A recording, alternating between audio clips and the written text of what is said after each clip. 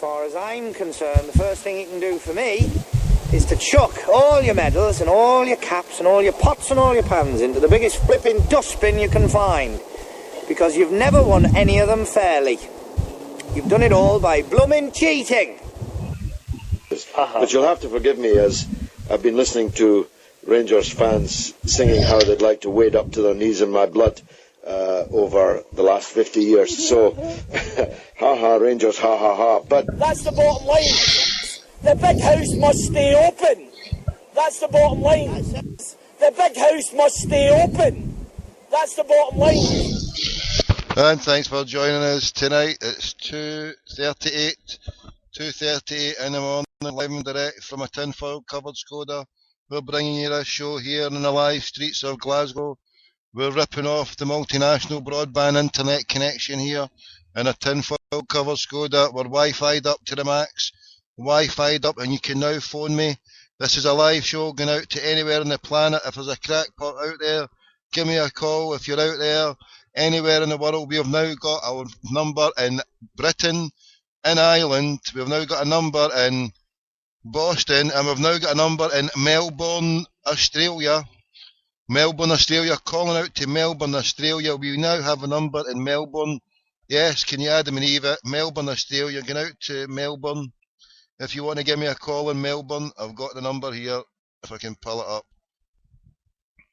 Thanks for joining me tonight. It's Crackpot McDougall time, live and direct from a tinfoil covered Skoda. Live and direct from a tinfoil covered Skoda.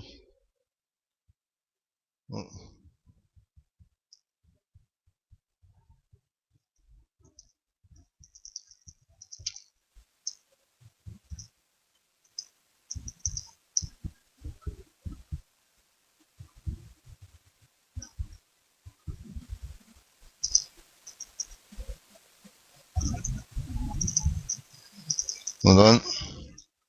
Just typing this in, Glasgow Radio .blogspot.co.uk. Have we got this right? Are we cooking? We're going live and direct here, live and direct, crazy crackpot McDougall time. Hardcore to the floor, and we're pulling it in now. Let's go here live. We're doing our first call of the night. We're going all the way to Canada here. Canada, we're phoning up Canada. Let's see what's happening here. It's no you, Deco, don't worry. Hardcore, here we go. Hello? Oh, hello there. My Hello. name's... Hi, I'm phoning to speak to, is it Mr. Smith? He's not here. Oh, hi, my name's Tommy Gold. I'm phoning from Glasgow Radio Online. It was regarding... you're phoning... I'm sorry, I missed you said where you were calling from. Glasgow Radio Online. It's about the Glasgow Rangers Football Club. Oh, okay. Well, he's actually in Scotland right now. Oh, is he over here in Scotland today now? All right, that's amazing, that. Yeah, he is. Oh, no problem. Yeah, it was regarding the share issue. It was just to get his comments on it then. Well, listen, no problem at all. As I say, it's Glasgow Radio Online. My name's Tommy Gold. I'm an investigative journalist, and we were just doing reports. Obviously, Rangers were doing the share issue, so I'm phoning the other people in Canada and North America and Australia, just gathering the thoughts and opinions of, Rangers fans out there, so. Sure, yeah, he'll be back from, as I say, he's in Scotland right now, but he'll be back on the 24th, the evening of the 24th. Yeah, no problem at all then. Well, listen, have a good Christmas. Take care, and God bless. Thank you. Thanks a lot. Okay, bye. bye-bye. There we go. Nice young lady. Hail, hail to everybody out there who's on there. Hey. Aurora. So yeah, that was our first call on the ripped off broadband on the mean streets of Glasgow. And the numbers to phone is 0141 if you're phoning from Glasgow, 416 1888. 416 1888. If you're in Dublin, you can get me on Dublin, which is 01 254 4567. You can also get me on my Boston number, which is Boston 617 963 0967. And now, if you're in Australia, for any Melbourne Tims out there, you can now catch me on my Melbourne number, which is 03, I take it, is that 03? 9013 6767. There you go, and you can always get me on Tommy in Glasgow on the old Skype, innit? Just add me, Tommy in Glasgow. So we've got us here 03 9013 6767. That's a new number for anybody out in Melbourne, Australia. G'day. Put another shrimp on a barbie. We're always opened.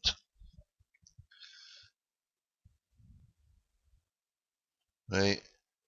Melbourne Radio. MTR. Any Melbourne Radio?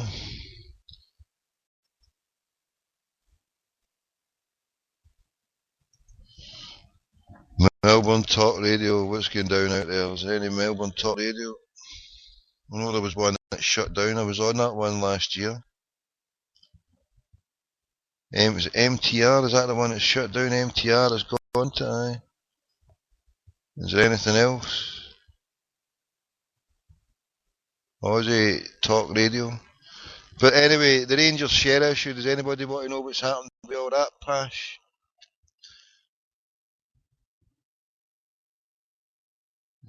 Australia Radio. Well,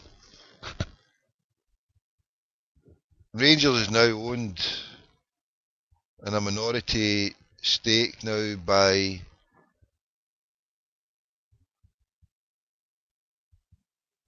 the old people who are the board. They're now taking minority shareholding and trying to work it out. If they had 27 million, 17 million, 22, so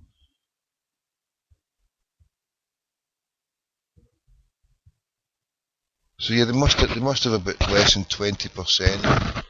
So all Green, Margarita Holdings, all the shareholders who bought in at a penny. So if anybody had a chance to listen earlier on, I did a conversation with Brian Stockbridge. Try to put the question to him. If everything was all fair and equal, why would they be taking a penny share with all the original investors and then selling it on for 70 pence? There is a tie-in for about 6 months to a year. But him and Mr. Green both get 100% bonus should Sevco win the third division. So when Newco win the third division, they get 100% bonus of their salary. Very conveniently.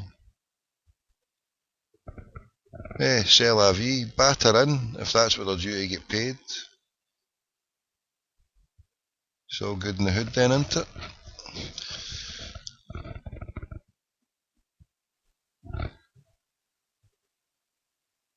Just wish they would hurry up and do the decent thing and close the kludgy.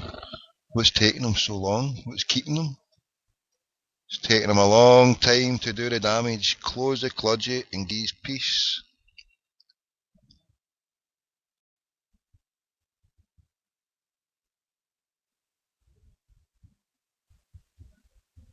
ABC Radio. Is that the Cranks who did the... No, it was a 2-day FM. We don't phone. Prank callers have standards.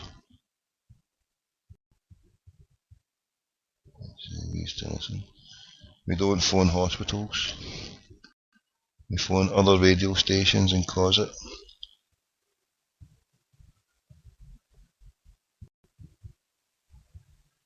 You've seen that's no live radio there. ABC Radio. Right, so that's the 2:30 news. Susie Maguire. Anybody hear the latest on Susie? She's taking a Twitter break after sacking her sexy super nanny and delivering a stiletto to the helmet. Well, I don't know if it was a top helmet or a bottom helmet, but a stiletto was delivered into a helmet. her husband's helmet. They say it's unconfirmed reports so far. Was it a top helmet or a bottom helmet? Suppose Stiletto, swift kick to the Hormoz, woofed. It's shocking. I mean, how is it possible in this day and age for a woman who can't get, you go and kick somebody in the Hormoz or put your stiletto in his head. I mean, it's not a friendly, loving, jocular fact. I mean, does she deserve to get put a night in the old slammer? Is that what happened? Is it the truth? Does she spend a night in the old pokey? Surely to goodness, a lassie like that, she's not a danger to anybody, you know what I mean? There must be a bona fide reason why that may have arrived or happened, but I mean, I'm not at liberty to comment because obviously I'm just a mad crackpot that knows absolutely jack shit. So we're better talking than other stuff that we know even less about. And we were trying to find out here what is going down with old Chuckles Green with old Brian Stockbridge, the real powerhouse in the block. Imran Ahmed has been outed as being a mad crackpot and he's no longer part of the Rangers board.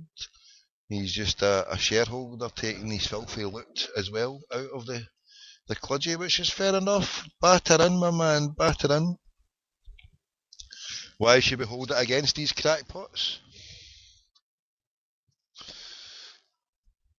Right. Come on, don't be shy, give it a try. Just give me a phone call. We've now got a number. We have now got a don't bite, just because I talk a lot of shite pretty fast. If you're my Celtic brother, even if you're a zombie, look at the way I spoke to that zombie brother earlier on.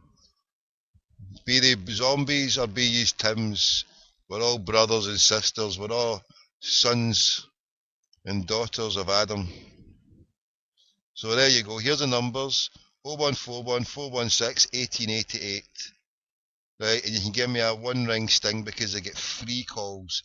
Free calls, you understand? To anywhere on the planet. Tell me your number and it's free. One ring sting. This is better than Radio Snide can offer. We offer shows at any time of day or night.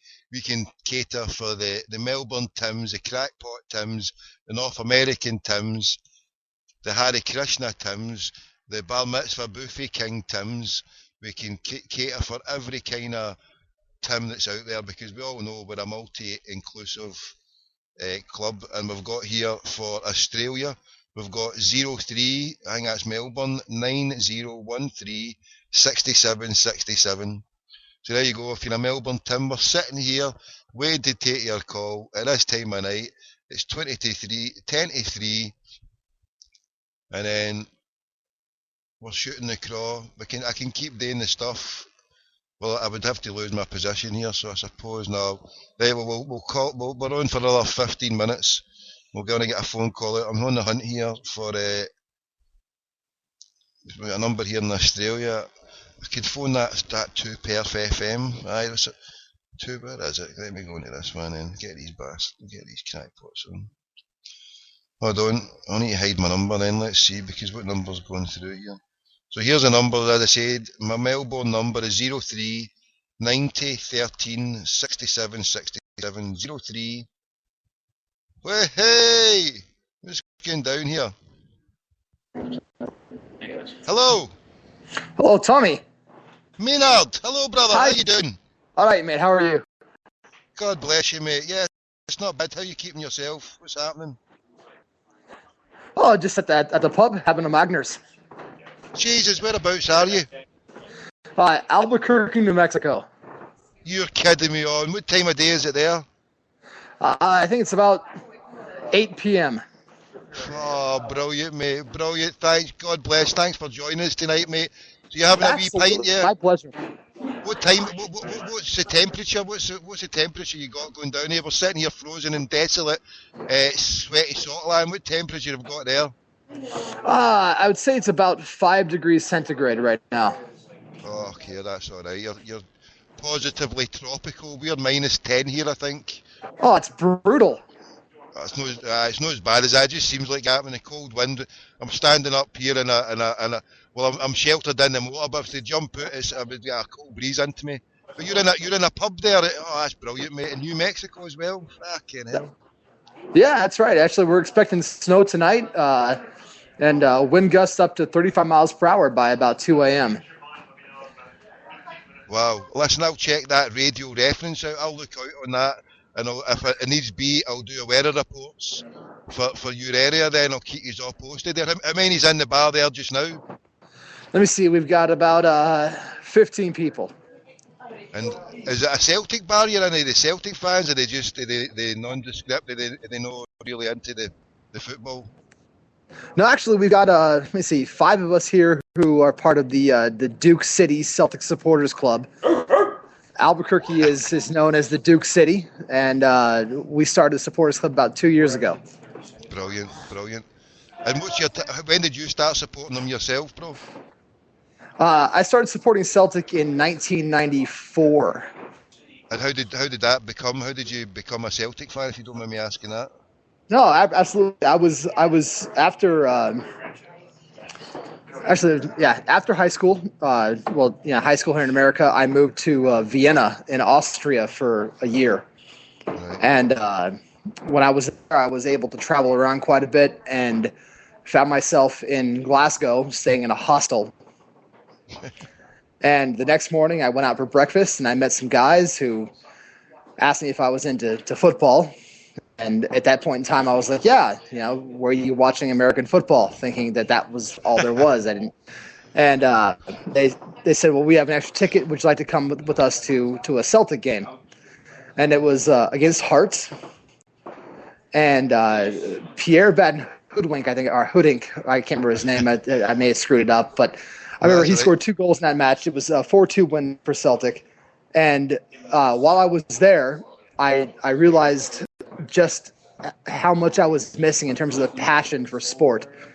And I had been to NFL games. I had been to NBA games and NHL games, so hockey, American football, basketball, baseball. I'd even been to the World Series previous to that, and I had never really experienced the kind of passion that I saw that day at Celtic Park. And from then on, even though it was very difficult to follow the team once I got back to the States, I had been a Celtic fan. And thankfully, with the launch of Channel 67 on the internet, I was able to start following the team. And I think it was early 2002, 2003 online, much more than I had previously, even though I'd always try to keep up with what was happening. I regrettably, watched the Road to Seville, over the internet when I was younger. But I've been blessed actually to be able to follow the team as much as I have, and to go to the games that I've gone to, and to visit Parkhead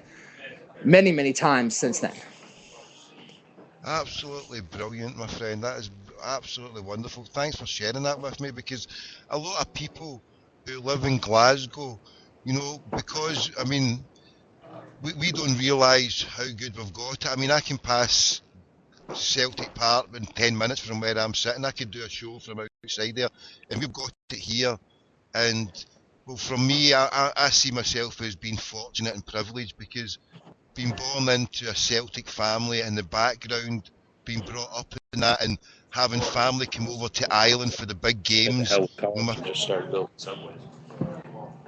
And so we're privileged over here to have this, but to find someone who is from a totally different background and to fall in love with Celtic, I really feel honoured to speak to you, my friend, because it's, to convert into, a sport, and to come here, and the friends who you met at the time, this was back in '94. Are you still in contact with your friends then over here? Then, is you still? Absolutely. A couple of them are no longer with us, unfortunately. But rest in peace. But I still see him, and one of the guys, his name is Brian. Just recently got me some tickets. I think it was 2 years ago now. Recently, in terms of my mind, yeah. I was able to come over for the final of last season, not last season, season before last, where we beat Motherwell on the final day. Unfortunately, we had lost to Inverness 2 weeks prior, and he was able to get me tickets for that match. But I I will say that being at that match and hearing Neil Lennon speak at the end of that match, saying those immortal words, "This is not the end, this is just the beginning," was probably one of the greatest days in sport for me. And I was at the World Cup finale in Johannesburg when Spain beat the Netherlands, and I thought that was really impressive, seeing Nelson Mandela and watching Iniesta score that goal. And it was nothing compared to those 90 minutes that I spent in paradise in May of 2011, or was it 2010? No, 2011. As my wife and I sat there and literally cried, at the end of that match. It was brilliant, and I count it as one of the greatest sporting experiences of my entire life, and I'll never forget that. And that's really drove me on to support the team even more than I have in the past. Yeah, I mean, for me, it was a sad day because we'd lost it, and I was so desperate for Neil to win it because he's a nice guy and he bleeds Celtic, and so everybody, I mean, I wanted it to win because I'm a Celtic fan myself, and to see us doing it and to win it is always a joy.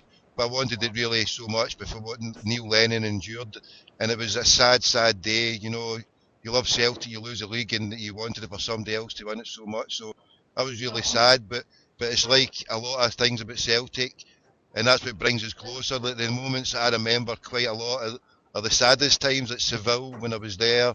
When I was there in games, and that's what makes you a fan. I mean, it's easy to be a fan if you win all the time, but and it's the emotion, and what you said there is perfect, my man. But and you rank that up there as being one of the top moments. That is brilliant, my friend. And you've got other friends around it. Sorry, you go.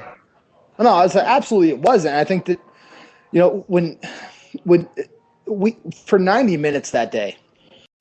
Yeah, and we knew within the first 5 minutes of the match starting, and we all heard, the radio reports going on around us, and we heard like, hell, they're up 3-0 within their first 5 minutes, and the entire stadium knew at that point that the league was lost, but we kept singing, we kept partying, we kept dancing, and it was an amazing experience to feel the camaraderie around the stadium.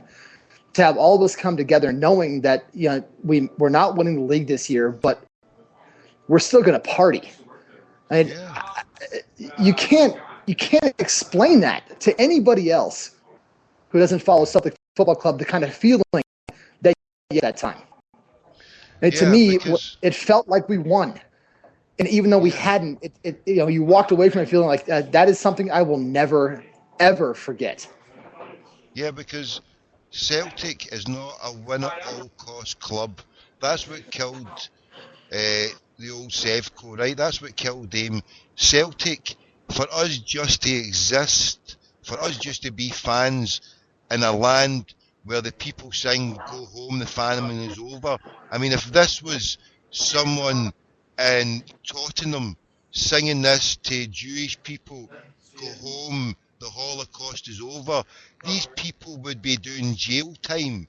Yeah, if it was 20,000 West Ham fans turned up at a final at Wembley and sang "Go home, the Holocaust is over" to Tottenham fans, West Ham would be called to be kicked out of the league and whatever. But what happened in Scotland? Kenny McCaskill, whatever the trumpet's name who was there that day, said it was a wonderful family day out and everything was brilliant. Yeah, I had to sit there with my daughter, whose granny comes from Ireland, whose mother's come from Africa, and as soon as those dirty, lousy bastards scored the goal, instead of celebrating and sing songs of the joys, we were subject to a racist tirade of "Go home" and poisonous, verminous songs against Catholicism, against the Pope, and against everything, that's right and decent. But they can get away with such things, and it's a scandal at times as well, brother. So the fact is that we exist, and that is a victory in itself. So, and every Celtic fan, so that day, the epitome of that day, it didn't matter really. Okay, we lost and it was sad, but it was there to say, Head, you know what? If it means that much to you, with your filthy hands, your grubby hands, have to bribe referees or influence referees, and bring referees who are your particular referee through, and have the whole setup. If that means so much to you, have your tainted victory, because our victory will be the laughter of our children, and that's the most important thing, brother. The fact that we win, whether we win, lose or draw, and it is beautiful that you have seen that, bro, and you have joined us as a Celtic family, because that I think for me anyway, and hopefully everybody else listening to, someone who's found Celtic and had Celtic fans, bring you into the thing and say, hey, look at this, come and check it out. And have you done that yourself, if you don't mind me asking as well, bro? Have you passed this good message story on as well? Yeah. Oh, absolutely. I've got 4 people here right now who didn't know about Celtic prior to actually 5 people, including the bartender, who didn't know about Celtic prior to meeting me, and who now actually own kits and who come over to my place or to the bar, every weekend to watch the games. And I mean, it's a true Celtic family we have here now. And brilliant, mate. Yeah, Brilliant. It's amazing, and not only buying into the ethos of the club, but also buying into the message of Brother Wilfred, and really being a part of what the Celtic family is, which is not only supporting team but also philanthropy and taking care of your fellow man, and it's really important to all of us now. I think it's become something more than sport. Even here, 2,500 miles away. Yeah, because the thing about Celtic, to watch the team and the game happening is one aspect, but the main thing is the fans. The fans have always led it in the way we've interacted without. I mean, now it's a wonderful way we can do it. We can set up our own radio stuff, we can do our own blogs, and we can interact like nothing else before.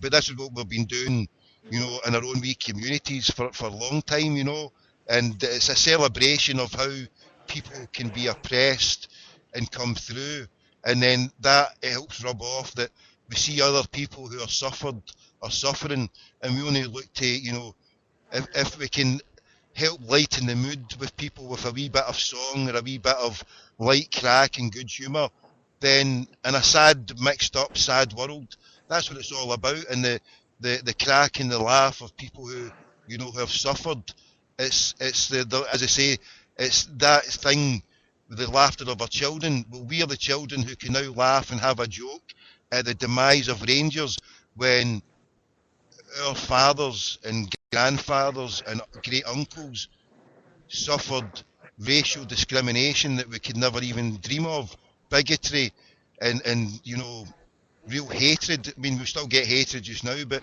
what's happened in Ireland in the last so many years, and and what happened to the immigrants who came. So by the extension, when Celtic fans see other people suffering. Got another call here. Let's add this call into it, bro. Yeah. Hold on, get somebody else phoning. Hold on, see who this is. Hello? Tommy. Yes. How you doing? Hold on, Maynard, are you there, brother? Huh? Hold on, I've got another boy here. Wait, Adam, hold on. You there?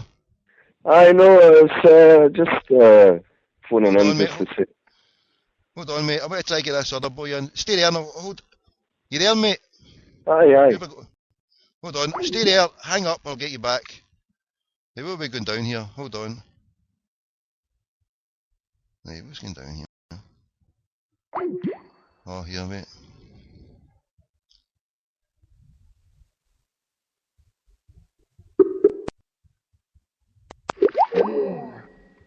Maynard, give us a call. What's going down?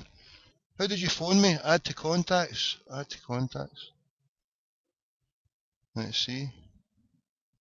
Right.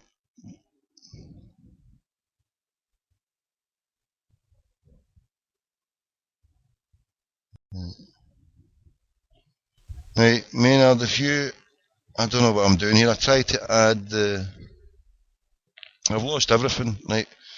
There's a person who called me there. Hold on a second, right? We'll try and get. There we go. Hello. Tommy, how you doing? Hi, who's that? I'm just phoning in. Hi, mate. What's your name? It's What's Richard. your name and what's your point? Richard, how you doing, mate? Not bad. No, I was just phoning in to say what Celtic means. I was at a private school, and I wasn't brought up as a Celtic fan. Yeah. And basically, there was guys that, put this, there was only 5 Catholics in the whole school. And it was also affiliated with a Black Watch. And, it's one of the top schools in Scotland. And, like the age of 11, they're sitting there doing their homework, and a prefect comes up and pulls your ear with a pair of electrical pliers. Tells you a wee fiending, if you get my drift. And it was at the time when, it was just after 1988 when we won the double. So that was like my formative years of supporting Celtic. And what it was, obviously you were coming through a time when we were about to go out of business. And it's really then I started to realise how special the club was. That it wasn't about winning trophies. And I had about 1,300 quid in my savings account. And I persuaded my dad to let me come down the train from Perth, because I wanted to put all my money into the shares.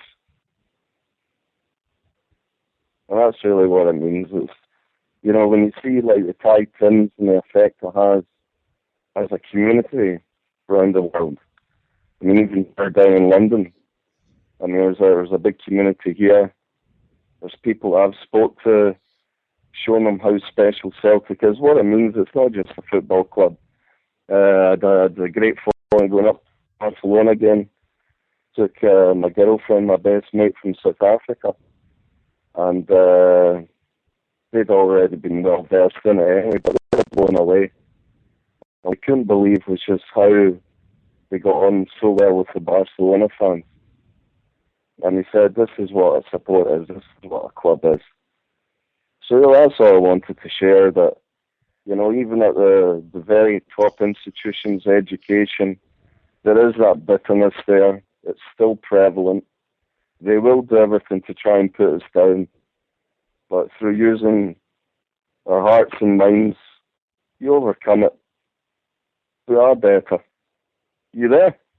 I'm here, mate. I'm listening. I'm brilliant, absolutely brilliant. No, I'm enjoying your chat, mate. Thanks for. No. I could go on. It was like when they said, you're 3 weeks into the school, they said you're a Catholic, you'd be no good at rugby.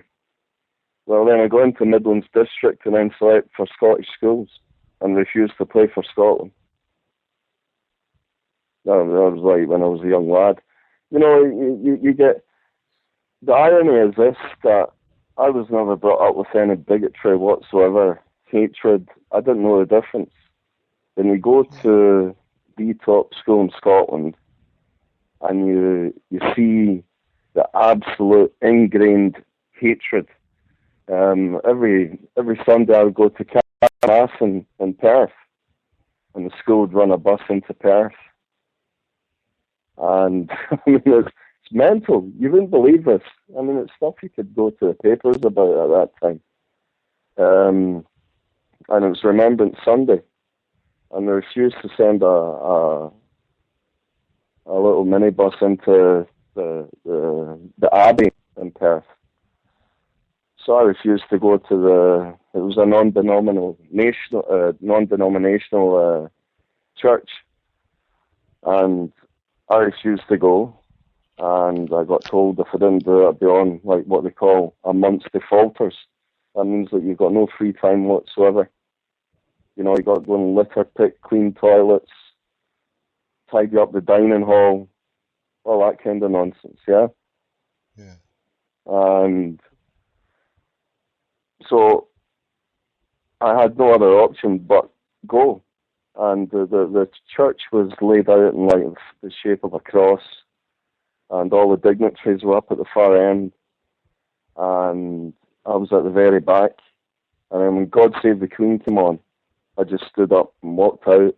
And instead of going out really quietly out the back way so that nobody would see me, I walked really slowly all the way up the aisle and out one of the wing doors to make a point, and nobody said anything thereafter. So when you talk about, you imagine, but I mean, I was like 16, staying away at home, you know, you're brought up, if you're living there, starting age of 10, 11, you're away from your parents, you're picked on, and you've got to come out fighting for me, you know.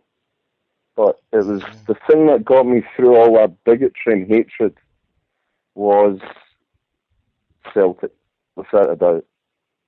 Because when they're trying to put you down, I turned to, I see Celtic almost as it has got similar, how do I put it?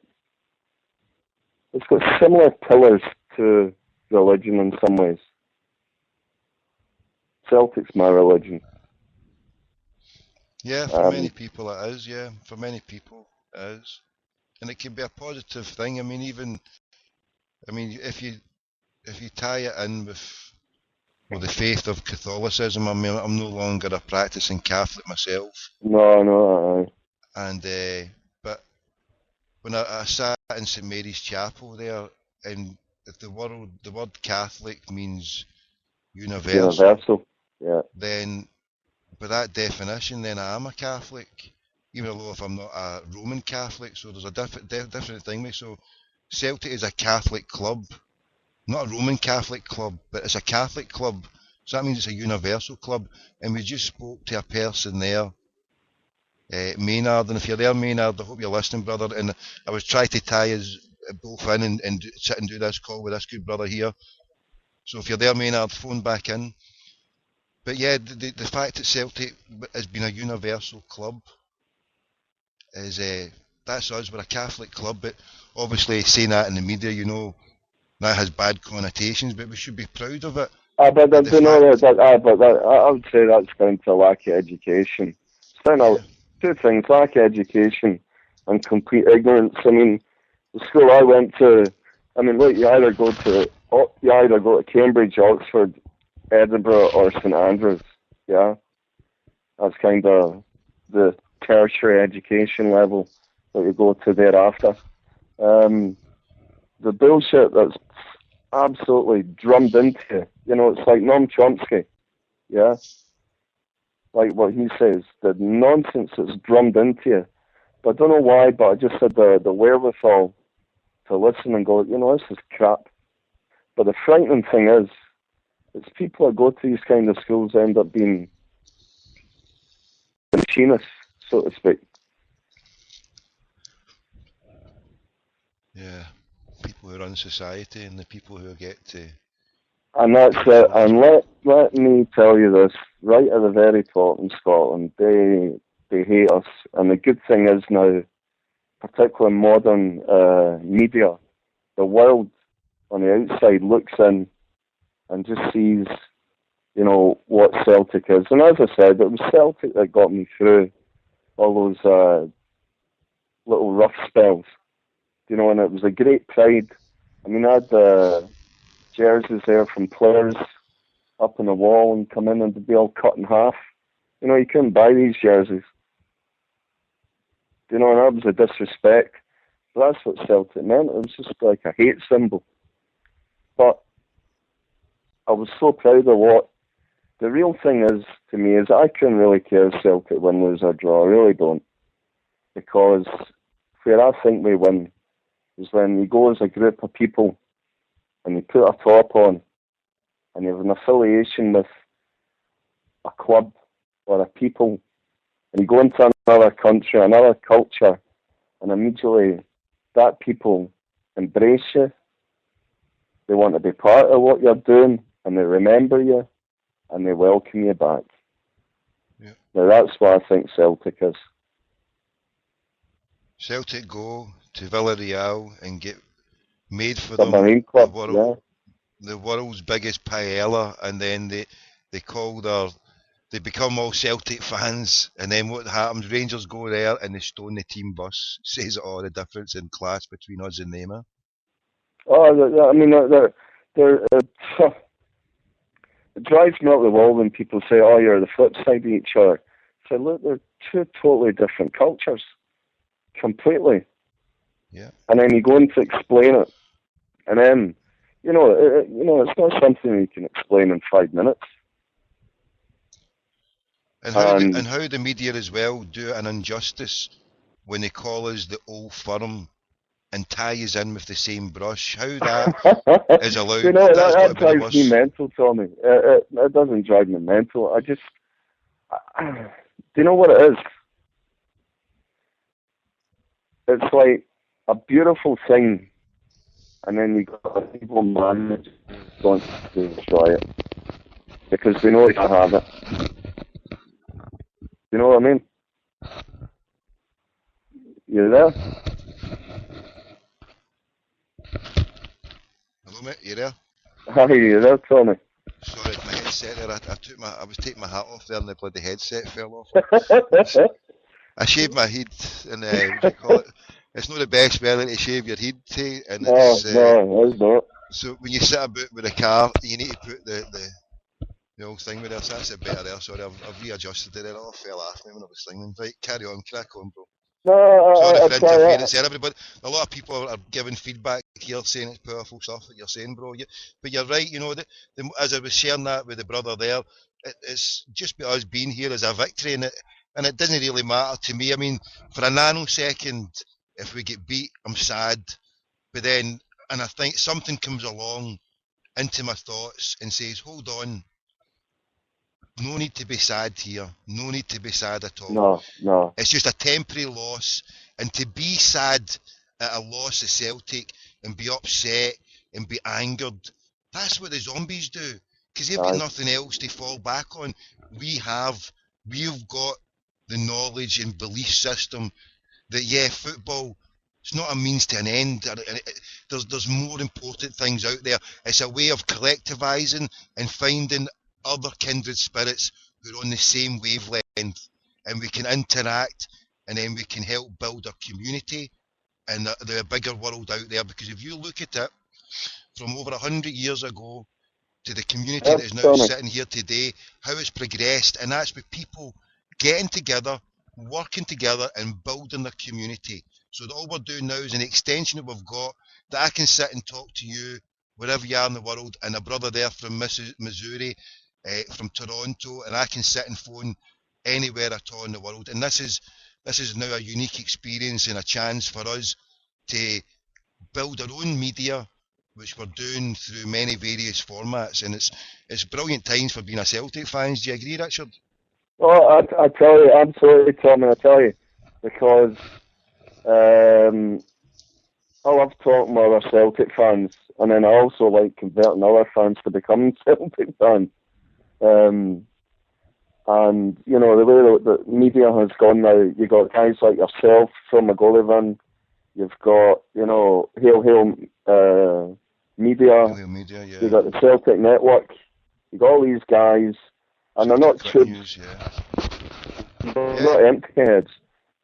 The internet they're not on all the forums. Huh? All the forums full of all the internet Bampots. I mean, like you say, no, not Bampots. These are guys that are well versed in what they're talking about. They put their points across. They've got good subjects to talk about. They're not pandering to some agenda that you. I mean, look, I'm an intelligent man. I'm well read, like most guys. Yeah, I pick up a newspaper. Normally I read the Guardian. Yeah, but if I'm back up in Glasgow, yes, I might flick over the pages of the Daily Record in the shop without buying it. And what I can't get my head around is like when they're up. You see Rangers in the back page.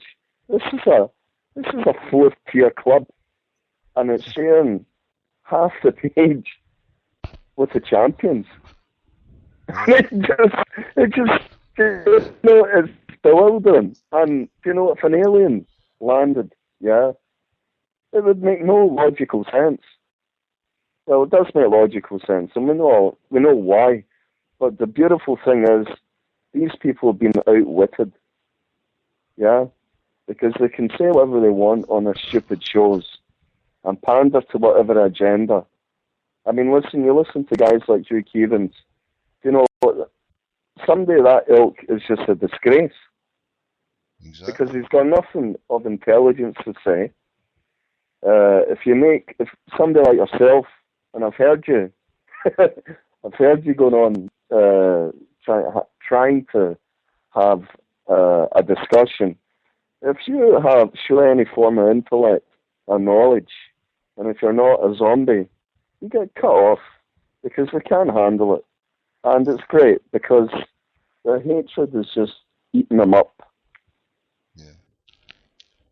And that's why the most important thing Celtic fans can do is promote the other Celtic media and tell people to no listen to Clyde, tune into Hail Media, don't read the Daily Ranger, do other stuff, you know, instead of pander to them and allowing them, because if we just sit there and take what they're force feeding us, then that's how they get away with writing their shite. We have to counteract that and hit them with our own stuff. Well, listen, I'll tell you, Tommy, I know about 80 odd Celtic fans down here, and they listen to you. They're on Hail, you know, they go on the Celtic network. They're away from the MSN now, totally. Yeah. That's one of the good things of being away from Glasgow and away from this goldfish bowl, that you can restrict yourself from that media and you can just get it all away. And the damage is done by Celtic fans, I suppose, living in this in Scotland, because we're open prey to these crackpots in the media. But you're right, that's good. Whereabouts did you say you were? Where you are just now? Sorry, bro. Whereabouts are you? I'm working in London at the moment. Cool. But I work all over, you know. But I had 7 fantastic years in Dublin. Right. I lived in Dublin. I put built a lot of projects there, and then I'd head off to the West Coast of Ireland surfing every weekend. So most weekends I'd be in Clare or Donegal, you know. Bundoran? Do you go to Bundoran? Yeah. Oh no, I'd surfed a few waves up there, aye. So I took the Waynes over there last summer, and the Waynes loved it. One of the wee lassies was the teacher, and was one of the Waynes there, my wee lassie, and she kept copying it, and she was like, Peter, put your booties on, Peter, put your booties on. and that was a phrase my wee lassie used, because I was down there taking the camera down, and the other one's like, I'm not going to do that, it's too cold. So it was like 9 in the morning, so we've come out onto the Atlantic, and it was freezing. I mean, even though it was July, it was freezing. But then the wee lassie was like, Peter, put your booties on, Peter. And so my wee lassie, she's taking the single fish out for the rest of the day. Like, oh, that was good, Daddy. But that wee lassie there, and her and the wee boy there, like, oh, that was brilliant, Daddy. Peter, put your booties on, Peter. To some wee Irish boy there, he's giving it. But I can't get him on. But come on, you got to put the booties on, Peter. Put the booties on. My wee lassie's sitting there in their Scottish accent, ripping the single fish, going like, what's this, booties? Booties. It's like, there's these little things here, put the booties on. And that's the wee shoes you put on. And it wasn't until I was back later on, and I was going through it, and I was like, she's having a laugh. They weren't called booties. But when I went into that decathlon up in the old Easter house, and I was like to the way, I was like, oh look, they are called booties, look. And she's giving it, the booties. And I was like, fuck, you know. Peter. Aye, so you did the surfing at the west of Ireland. It's a lovely place, that. We drove down. I know, I used to surf right through the winter as well, you know. So you get family from Ireland? Have you Irish stock for your family? Is that where your family was from? Well, my grandmother told me was from Dunleary. Right. And if you go back in time, we were from the Spanish side, so Mahon was there last night. They were over in near Madrid, fun enough, but Viva Barca. That's quite right, bro. I mean, we're a mongrel race anyway, human beings. That I mean, it's a sick mind that says we are the people, and i.e. that means exclusion of everybody else because we're just a special type of fucking. They're special, alright, I agree with that. Hey, listen, you might have got my quote. They're the Hunnosaurus. The Hunnosaurus, is that yourself, aye? Yeah, find under a mountain, I bet. That's it. And how do you think this is going to end up? How do you think this is going to pan out for him how it's now? going to pan out. Well, one of my mates is, he was quite high up in the financial sector down here. A lot of nervous. People are very nervous about what's going to happen there. It's going to fall on its arse. What you're going to find? What you're going to find is that I think that what will happen is Green and his crew, his mental institutional investors. I think they'll find they'll pull out. They're not in for a long run, and then God only knows what will happen. The Rangers fans aren't willing to put the money in. I mean, let's be serious. 1995 or whenever it was, we raised 13, 14 million ourselves. And now I'm standing talking to a guy I remember when I was a kid, and they remortgaged their home. The guy had nothing, but he agreed with his wife to remortgage the home to go and buy a load of shares to put money into Celtic. It's a different mentality. And when you've got that kind of mentality, they don't have the beans, they don't have the money. I'd be willing to bet, as an expanse of fans, Celtic fans are more successful. Because we've had to be because of what we came from. Yeah. You had to go and get your education, you had to go and work your arse off. Whereas, Billy would get his job down the road there because he went to a certain school. And over a certain time, the Celtic fans could afford to, I would say. Because I think as a if you like quote Tommy Burns, as a people, we've become more successful over time because we've been driven into it. And we're not going to let up, and we're going to keep going. So we're going to grow and grow and grow the youth, I would love to see Celtic schools in every country in the world and get the meaning across to people what Celtic is. You're playing not just for a club, you're playing for something richer than that. You're playing for, you represent a principle, so to speak. That's what I'd love to see. So how I think it's going to pan out, I think it's going to fall on its backside. Because I think there's a lot more to come out with regards to side contracts, etc. Without a doubt, yeah. And I find it I just find it absolutely bewildering how anyone in their right mind could have the SFA president residing within those walls, knowing fine well that he's came from a conflicted situation, and no doubt behind the scenes, has an influence on the biggest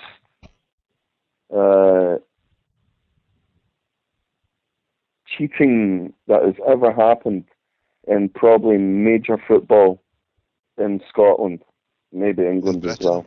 Yeah, totally. Yeah. And Covered up. It's not been told. That's been covered up. And on BBC 5 Live, on the World Football phone, I phoned in for consecutive weeks a few months ago, and tried to point this out, and they just wouldn't have it. And then when I phoned up Radio 5 Live Dead and another programme spouting it all, they're covering this up, and like you say, there's more to come out, and I think there is going to come a point where there's so much is going to come out, and there's going to be so much overwhelming evidence. It can't be dressed up. You can't dress mutton up as lamb forever, and people are going to call it a spade and say, look, this is an absolute aberration of a football club and how it's managed to exist in its cheating form with all its fucking setting contracts, dodgy dealings, and total fucking disregard for rulings. And it's sick beyond belief how they're able to go on for so long, basically. And they call us obsessed for trying to bring some justice. Well, it's bloody principle. It's fucking a principle, of course. It's us that they're fucking shafted, and we're not going to just go home because, oh, we've been shafted and start greeting about it and going a little tantrum, because that's what they do. Stand and jump like we hit us for, oh, leave us alone.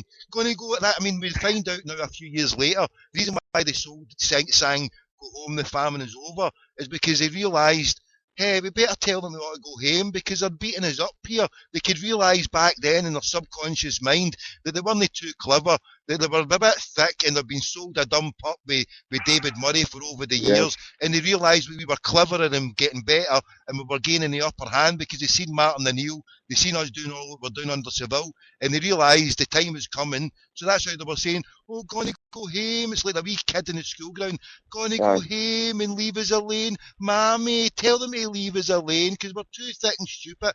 And that's what it's proved. They couldn't save their club. Their club died. We able to save our club because we were able to get organised and we were able to do things.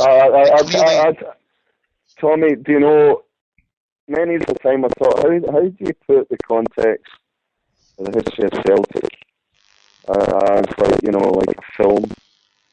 And I often thought, well, the film should be maybe about the famine, and then the film finishes, at St Mary's, where they set the club up, and that would be the film, why it got formed. But see if you were to do a film on these clowns, I'll tell you now, it'd be the funniest film in the world. Because you couldn't make it up. But yeah, I totally agree with you. That they've lost it. They've lost any momentum that they had. And look, let's be serious about this. If you look back just the years before Souness came, and was it Lawrence Marlborough or whoever it was? Bro, hold on, bro. Hold that thought there and I'll phone you straight back because the quality's going. Stay there and I'll phone you back. Hold on. No worries. Hold on, we're losing the quality there.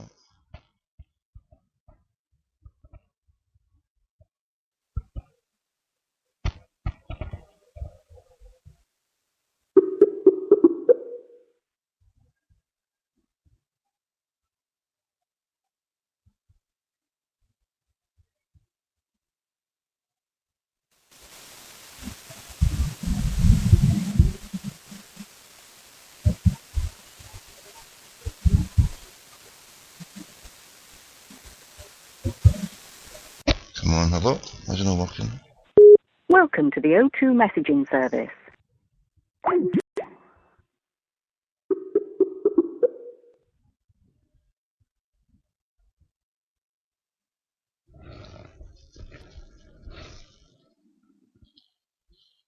Oh shit. Welcome to the O2 messaging service. It's just gone down a bit there. I can't get through to you actually, though it's gone down.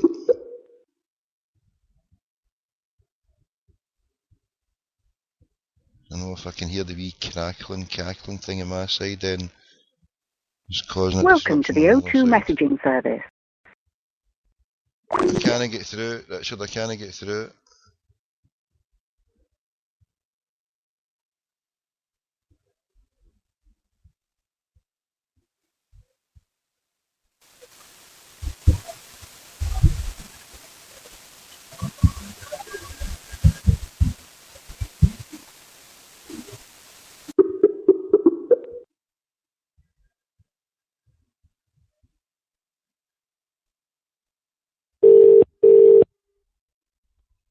Hello.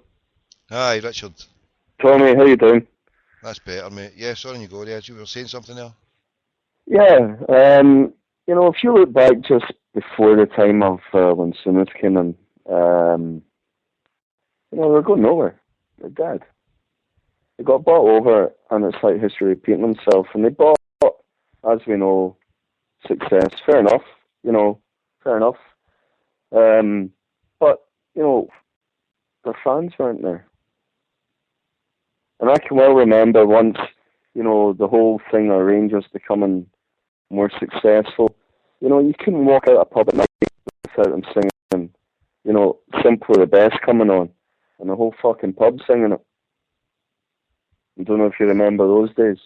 Yeah. you know, and so there's people there that, oh yeah, they might said that, you know, Rangers was like a, you know, part of it was like it was fashionable, and it was to be in the in crowd as well. All those people are gone. You know, they're fighting on, staying in, you know, the fourth tier. I don't even know why I say Rangers, because it's not. It's a different entity. It's Sevco 5088. Too late. We like that Liquid Nation at 5088. Too late. Yeah, but totally, yeah, totally. I mean, I think they're gonna die, and I'll be one of the happiest men in the world. Because I tell you what, I've had discussions with people down here, and they say, "Oh, do you not miss them?" And you think, Christ, how do I explain this without sounding arrogant? No, I don't. Not at all. I think it's great not to. And do you know what? I think it's better for Scottish football, because it's not just us. You look at the other fans. You look at Dundee United fans. They're delighted. Aberdeen, yeah. They don't want them there. You know, fair play, hat off to Turnbull Hutton. That man, you know, should get a round of applause when he sets foot at Celtic Park. You know, because he was one of the ones that said no. But I tell you what, I'd be more interested in, Tommy, is what Celtic say. I would be very intrigued to know what's going on behind, because they must know. Well, the thing is, we're damned if we do and damned if we don't. And we had to play, or Peter Lawwell had to play a careful hand Which he did, during the summer. And he had to keep his, when Celtic fans are saying, come out, say something. We can't say anything or do anything. That we couldn't do anything. But I'm led to believe, for what it's worth, that if they were to take a vote and it was to go the other way, I think Mr. Lawwell would have laid the line down, or already maybe had laid it down, and said, well, if you think that Old Firm is two clubs, or one club, it's in fact two clubs, and this club won't be part of anything if they're there, because Celtic have been cheated out of multiple millions for the Champions League. Yeah, for the Champions League over the period of the main period of the EBT. So these 4 or 5, that was, you know, 20, 30, 40 million that was cheated. So, but and then that's in the financial side. But is that going to be redressed? Are we going to get that back? No. Are we going to wipe away the memory of Scott McDonald scoring that goal? No. Was that cheating? Well, yeah. If you can pay players extra money that you couldn't afford, and the main one is that you didn't declare that extra money to FIFA, which breaks the clear guideline that is there, which ergo it's a 3-0 defeat. So face the consequences and not a punishment. But you know, the fact that they can get away with it, and they can still get away with a cover up to the degree that they have. And have you got faith in the justice being done completely? I mean, at times I have my doubts, and I've always had my doubts, but I'll always keep carrying on regardless, hoping that we're going to get the full truth, the whole truth, and nothing but the truth, and we're going to get, instead of liquidation light, we're going to get full liquidation, like how we expect it or want it, i.e. a fucking Tesco in Edmiston Drive, and the Albion car park turned into a fucking fun park for us to celebrate with jelly and ice cream. and anything less is a full-scale disappointment. I mean, I might be extreme, but I know that there's a good few people out there, and God bless every one of them who joins me, in wanting something akin to that, unless that happens, it's a cover-up, and it always will be, you know what I mean? Like, what do you think of that, mate? Have you got faith in the being a proper justice and being, you know, getting full liquidated? Coming from the school I went to, not a chance. I'll tell you right now. I will tell you what I think will happen. Because they're two shits, and this comes to a cultural thing. It works in 2 levels, I think, why it won't. Yeah? Firstly, you got people behind the scenes in power. Well, I say positions of influence. And they won't do everything. Well, look, it's already happened. Yeah.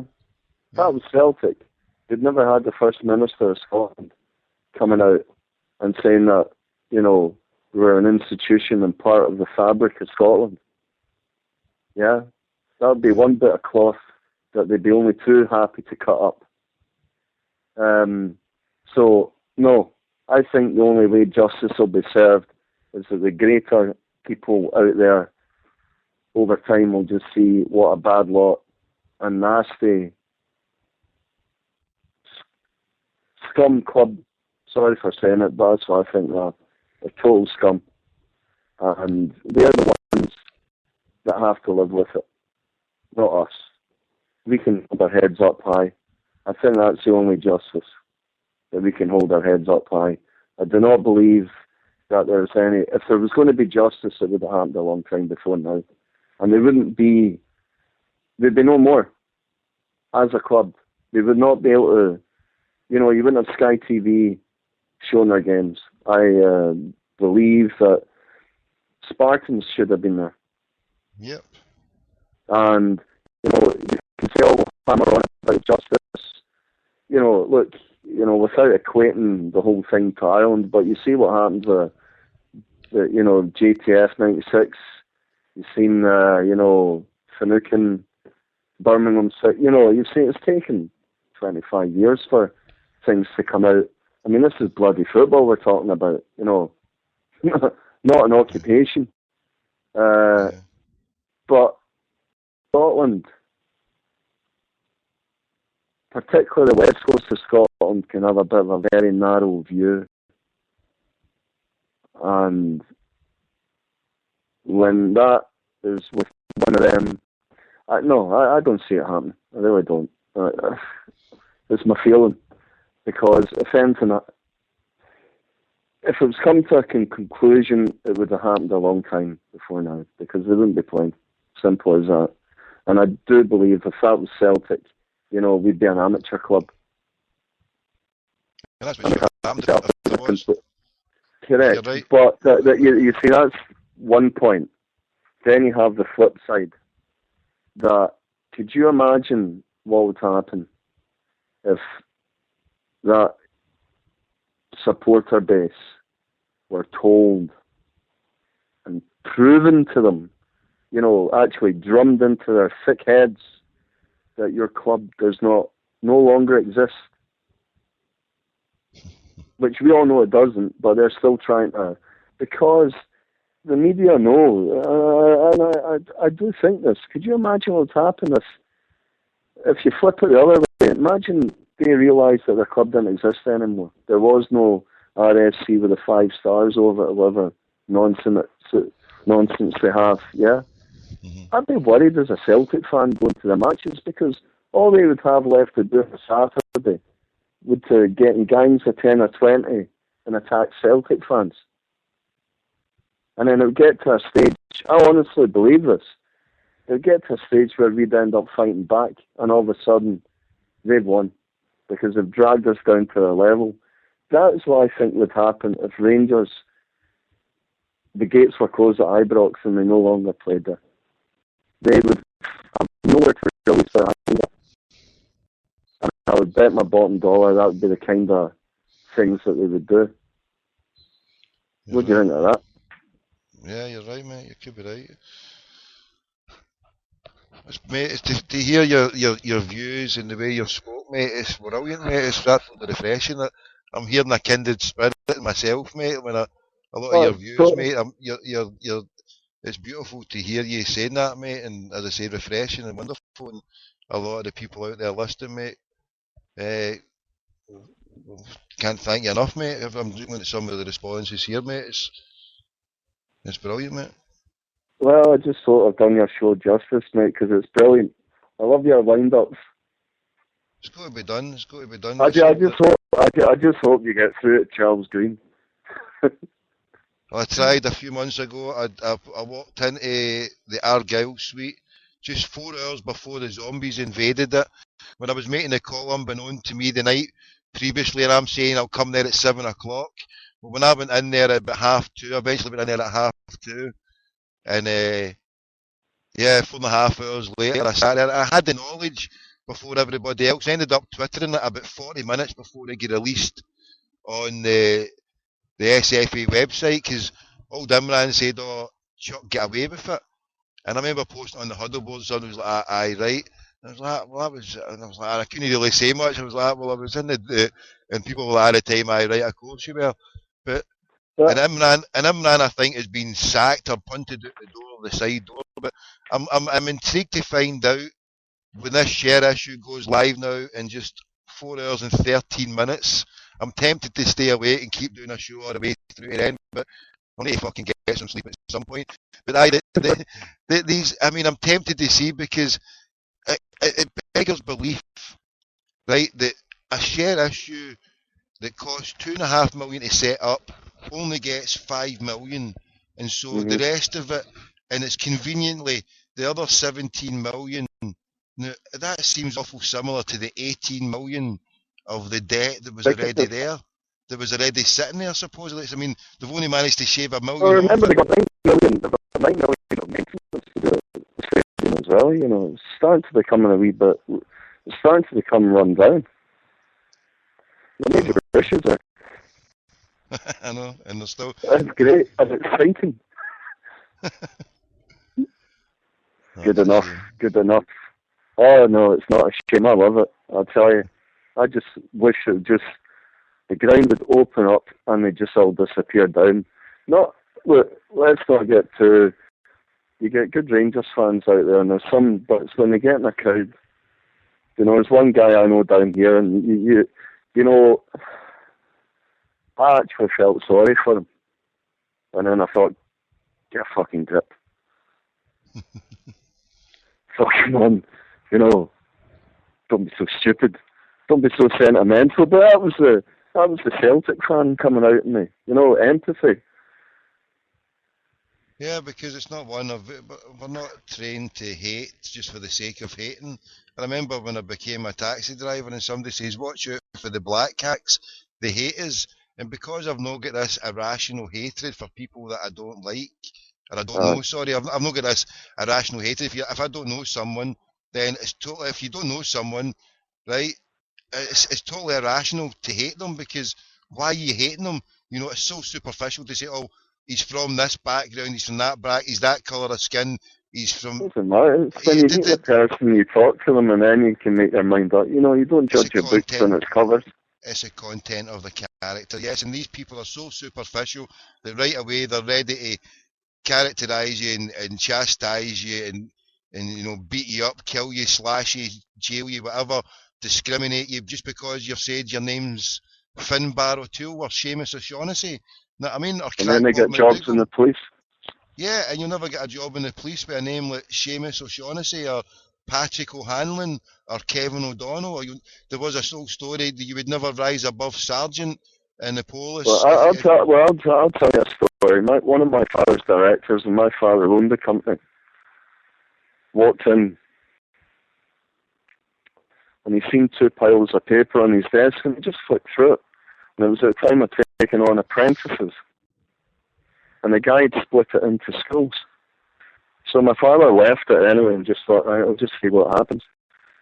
And he turned into his director later on in the afternoon and said, "Have you picked the apprentices?" And he went, "Yeah." "Let me see them." Every single one of them was from Protestant school. I might have picked out a few ones from Catholic schools, but the grades were through the roof, you know. Very clever boys. And he went, "What about this name and that name?" He said, "You better give me all those. I'll do a selection of the apprentices from now on."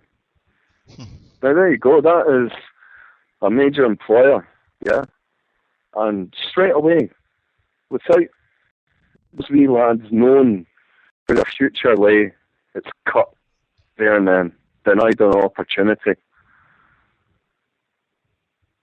And that was only back in the 80s. You know, but we've overcome it now. Do you think it exists in the same level, or do you think it exists on a smaller level still? I think it exists in a very subtle level. I think it's prevalent. It's there. Right? Listen, in the school I went to, the ex-alumni are like Secretary of State, Chairman of Hong Kong Shanghai Bank, all this kind of stuff.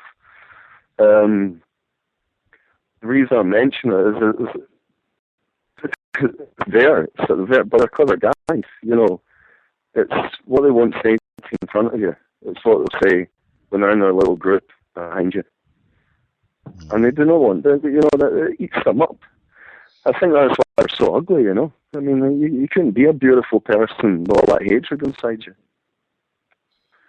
And when some of my friends who are of an Asian background have spoken, and they have said quite noticeably that the racial tension element is not as bad in Glasgow as what it is in parts of England. And this is from a friend who was brought up and raised in Coventry up to the age of 16. And although he came to Glasgow and suffered racism and discrimination because of his colour, he did identify that the racism up here against people of an ethnic minority, black, Asian from his background, Pakistani, was considerably less than what the Pakistani Asians got in places like Bradford, Coventry. I agree with that. But then he gives his analysis of what would cause that, because I remember I asked him, and I gave my theory at the time, and he says, you're bang on. And his theory was that the diversion that was given to the bigots up here was the Irish Catholic Celtic element. So the hatred of the small minority, we are the people, British, mentality. Empirical attitudes. Yeah, that exists against black people and brown people of an ethnic minority down there. It exists up here, but like you say, it's more subtle, and it is given the cover of legitimacy by the media, where they cover it up and they laugh off. And James Traynor, who's now working for Sevco, laughed it off and said, the famine wasn't illegal. At the same time as a judge was demanding it, saying it was illegal, he's saying, it's just a wee laugh and a joke. And that's the level that they get. A guy I really miss. Sorry for interrupting you. A guy I really, really miss a lot, and I still have my suspicions, is Paul McBride-Juicy. I think that man was fantastic. You say your suspicion?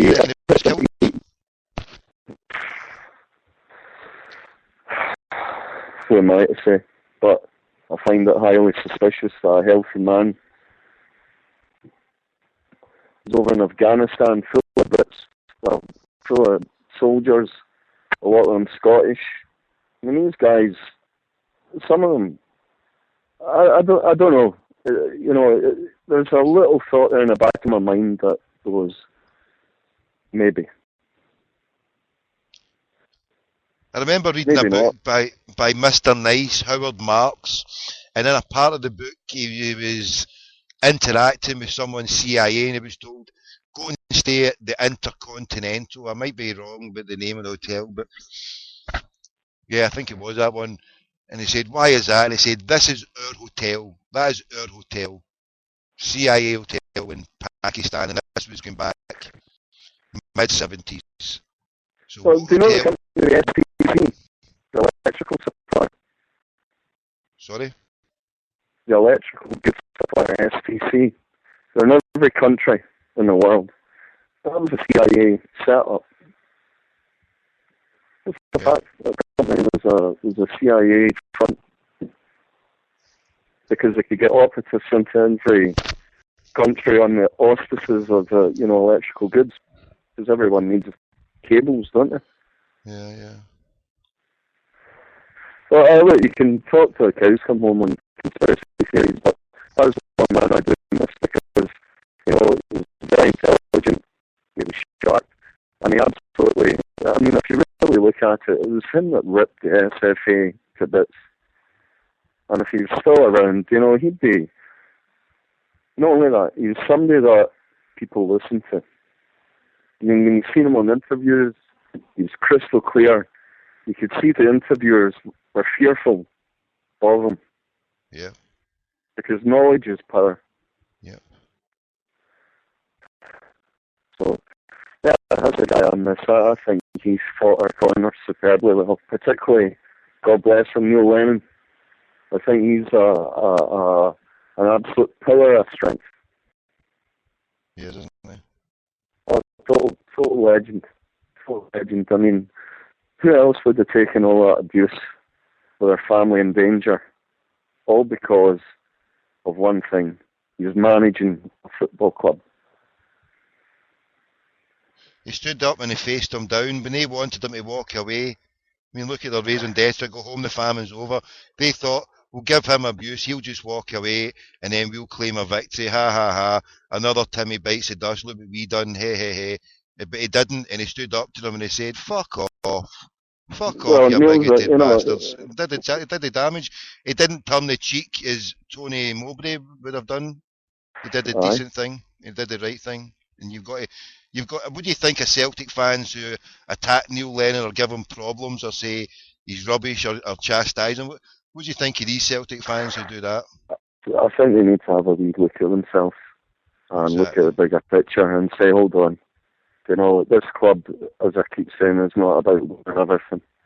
You know, it's about what they represent us. So when they're showing that kind of displeasure towards Neil, they're letting us down. They're letting themselves down. And maybe, you know, they're getting caught up in the whole thing. But what they've got to realise is when they're representing Celtic, the media latch on kind of negative about Celtic. And sometimes I sit back and think, God, it's going to be reporting that, you know, we're fighting ourselves next. Mm-hmm. Like they did tonight, or last night. Mm-hmm. Listen, mate, it's been a breath of fresh air talking to you. You'll come back on and join us again sometime in the future, Richard, yeah? I will do. Tell me a bit of pleasure, my man. I hope I've not bored you or the listeners to death now. Oh, you better, no, mate, you better not, no, you better, it's been brilliant, mate, you better believe it. It's been absolutely brilliant talking to you. Your views are similar to myself, mate, and no, I can't thank you enough for taking the time to join us, mate, and it's all about just increasing the peace, fighting the power, don't believe the hype, and just collectivising and keeping the good message. If I could say one thing to any Celtic fans out there, is guys, come on, remember what the club is and engage the brain. Engage the brain. Because it's the brains and the heart over a long period of time that will see these people put into the pit that they belong in. Over and out. Over and out. God bless, mate. Don't be a stranger. Cheers. Come back soon, right? God bless, mate. I'm saving your number as we speak, mate. And anytime you want on here, mate, this show will always be open to a brother like yourself. No worries, Tommy. God bless now. God bless, mate. Hail, hail. Cheers. Cheers. Well, that was beautiful. God bless that brother there.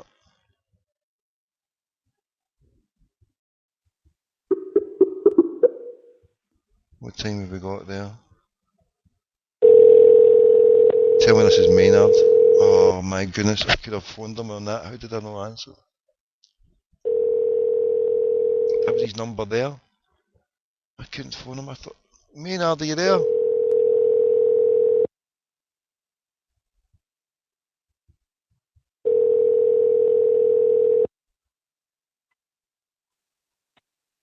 Your call is forwarded to an automatic voice message system. 50. Oh, yeah.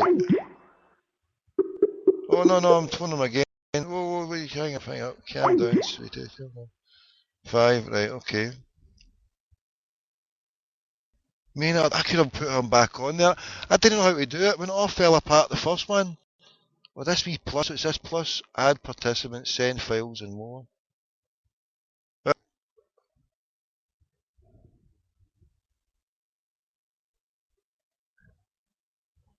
Right, earlier on I did the show for 6 hours, So I've just added another hour and a half there for your listening pleasure, God willing.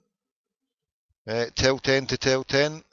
And like I said, I did a 6-hour show earlier on today. I was just about to post it. I think it's on, yeah, I've got it on Glasgow Radio Online. It's there now. I'll add this one later on as well. Well, that'll be on the top bit of the speaker.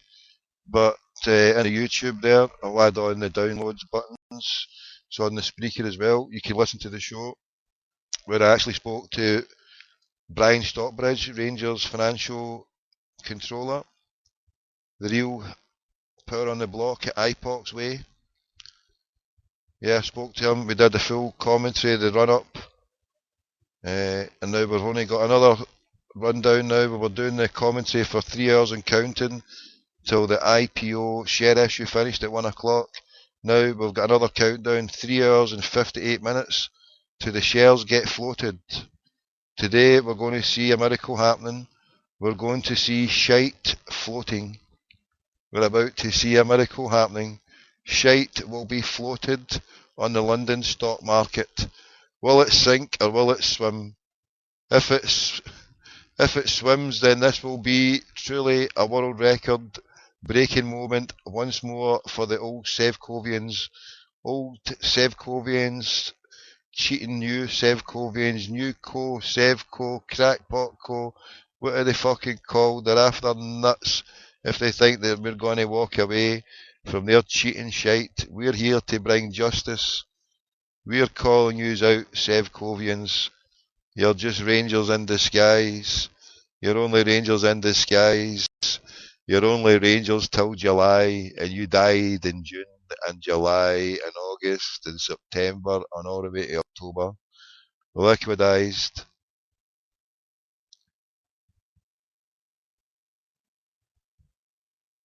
Right, troops. So 4 minutes past 4 on the 19th of the 12th, 2012. So we've got countdowns all over the place. We've got a countdown of 3 hours 56 minutes. We've got a countdown to the end of the Mayan world calendar in 2 days. And if we stumble on by, we've got the postal shoplifting calendar of just 5 shoplifting days left to Christmas. So we've got 5 shoplifting days left to Christmas. We've got the Rangers countdown, 3 hours 55 and counting. And we've got the Mayan Armageddon, let's all get the feck out of here, quick style if this is going down. I'm off to the south of France to that mountain where if you stay close by it, you'll be able to survive. Because I've heard all Minty Boys, and Minty Boys is holding a convent there, I think, with all the... Yeah, all the 140-year-old anniversary brigade, I suppose, isn't it? Yeah, you can have an anniversary for a dead person. I mean, it does. You can, you know, what I mean, people celebrate, 300 years of King Billy walking the streets with his shite. You know what I mean? So I suppose we're going to have to suffer them for another 300 years. I mean, but like the good brother says there, put them out of their misery and let's get a new dawn with no Rangers. It's not about punishment. It's not about, being horrible or bad to them, even though they'll portray it that way and say, oh, leave us alone, stop punishing us. No, it's not punishment giving you a 3-0 defeat. It's justice. It's a new concept. But stay with us, because obviously you dogged school and you thought Billy Big Time was always going to be able to give you a job. But no. You got to learn austerity measures. Start at home. And right, that's me. Arrivederci. And that's 90 minutes. The 90-minute Crackpot show, Internet Bampot show, 2:30. Well, we did start late.